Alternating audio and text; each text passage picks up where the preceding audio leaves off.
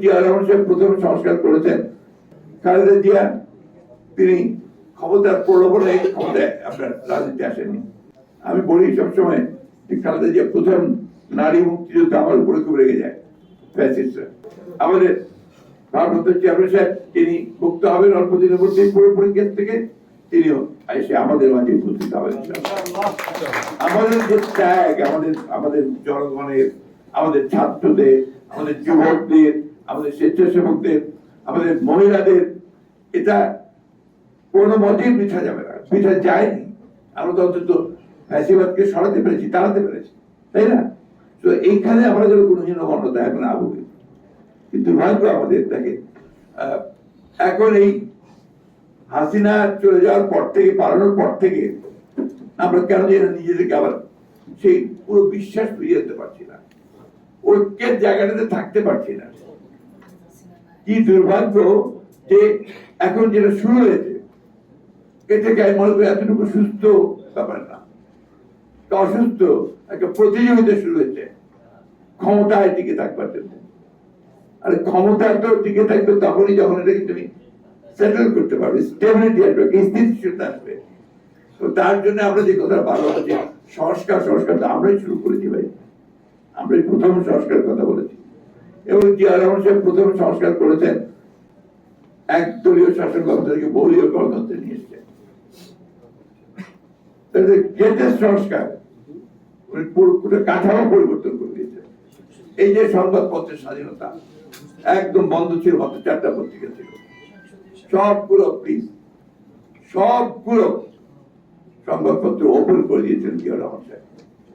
অর্থনীতিতে একটা বদ্ধ অর্থনীতি ছিল, বন্ধ, সেখানে পুরো একেবারে বৈপ্লবিক পরিবর্তন সেটি মুক্ত করেছে। তথাকথিত ভ্রান্ত সমাজতান্ত্রিক ধারণাকে বাদ দিয়ে তিনি একটা মিশ্র অর্থনীতি, মুক্ত অর্থনীতি মতবাদ নিয়ে এসেছিলেন। বাংলাদেশের জাতীয়তাবাদের যে তার দর্শন, সেই দর্শন ইটসেলফ হচ্ছে সংস্কারের মূল মুখবন্ধ, মূল কথা। 19 দফা কর্মসূচি ছিল সবচেয়ে বড় সংস্কারের কর্মসূচি। আমরা এই জিনিসগুলো কেউ হিসাব করি না। আমাদের যারা বড় বড় বুদ্ধিমান আছেন, বুদ্ধিবৃত্তিক চর্চা করছেন, বিভিন্ন রকম কথা বলছেন, they never bring these things সামনে আনবে না, কারণ তারা তো ওই মাটির মানুষের সঙ্গে তারা এখনো সেই সম্পৃক্ততা অর্জন করতে অনেকেই পারেন। আমি অনুরোধ করব যে এই বিষয়গুলো সকলকে দেখার জন্য, to study properly Zia Rahman, to study properly Khaleda Zia তিনি ক্ষমতার প্রলোভনে ক্ষমতায় আপনার রাজনীতি আসেননি। তিনি এসেছিলেন যখন, তখন তার সামনে কোনো প্রধানমন্ত্রীত্বের কোন সম্ভাবনা ছিল না। তিনি এসেছিলেন একটা জাতিকে মুক্ত করতে, স্বৈরাচার থেকে, গৃহবধূ সেই সামনে এসেছিলেন। তিনি দীর্ঘ 9 বছর লড়াই করেছেন। আমি বলি সবসময় যে খালেদা জিয়া প্রথম নারী মুক্তিযোদ্ধা আমার উপরে খুব রেগে যায় ফ্যাসিস্টরা, খুব বাজে কথাবার্তা বলে যাবো, বাট দ্যাটস দ্য ট্রুথ। 1971 সালের 26শে মার্চ শহীদ প্রেসিডেন্ট জিয়া রহমান যখন স্বাধীনতার ঘোষণা দেন, সেই মুহূর্তে বেগম খালেদা জিয়া ওই চট্টগ্রামের ক্যান্টনমেন্টে তিনি কিন্তু 2 বাচ্চা, শিশু বাচ্চা নিয়ে একা ছিলেন। ওই সময় সৈনিকরা এসছে তার কাছে যে আমাদের কমান্ডার তো এখন নাই, বাইরে আছেন, আমরা আমাদেরকে বলছে অস্ত্র সমর্পণ করতে, আমরা এখন কি করব? তিনি বলছেন তোমাদের কমান্ডার ফিরে না আসা পর্যন্ত তোমরা একটা অস্ত্র সমর্পণ করবে না। That was the beginning. কিন্তু দুঃখজনক ভাবে এটাকে কেউ মূল্যায়ন করতে চায় না। তারপরে জিয়া রহমান সাহেব যখন আমরা চলে গেছেন বিদ্রোহ করে, পাকিস্তান সেনাবাহিনীর বিদ্রোহ করে যখন কালুরঘাটের দিকে বেরিয়ে গেছেন, তখন তিনি একা তার 2 পুত্র সন্তানকে 2 হাতে ধরে বোরখা পরে বেরিয়েছেন ঢাকার উদ্দেশ্যে। এই লড়াইকে, এই সম্পর্কে আমরা কেউ গুরুত্ব দেবো না, মূল্যায়ন করবো না।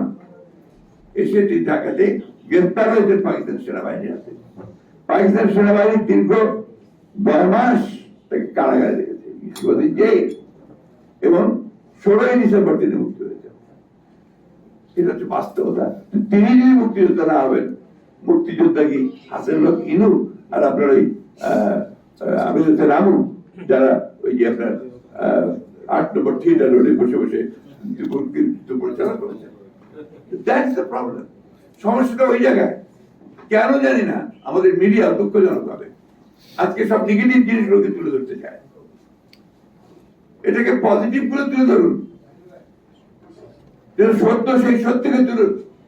এই জবানবন্দিতে বেগম খালেদা জিয়া শেষ কথাগুলো বলেছিলেন, আমি সেই জায়গাটা আপনাদেরকে বলতে চাই। কোর্ট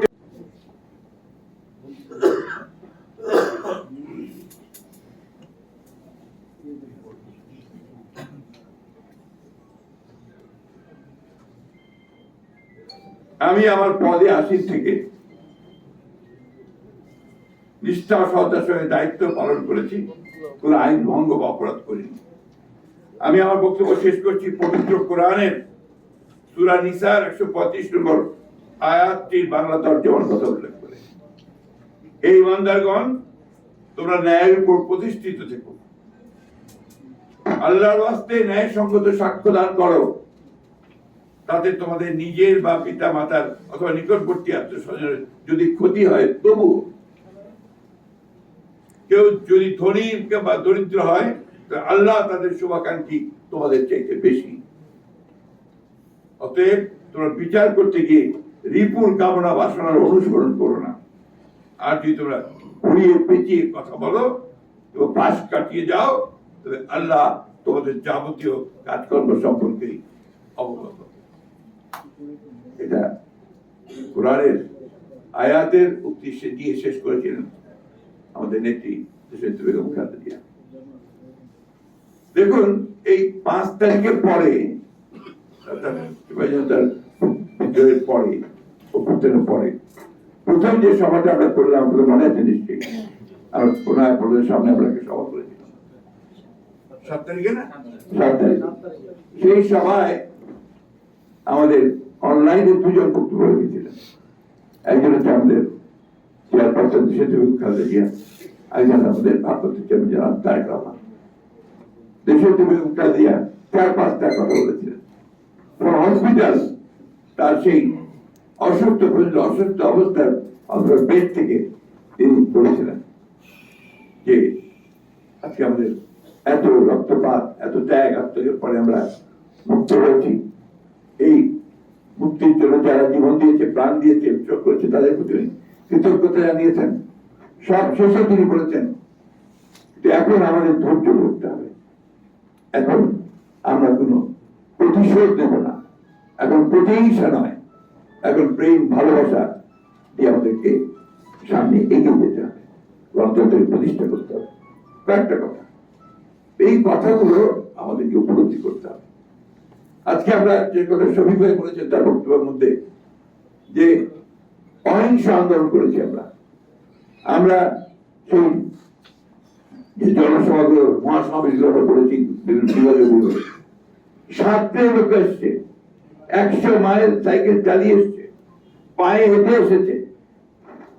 এগুলো সংগ্রাম নয়, আন্দোলন নয়।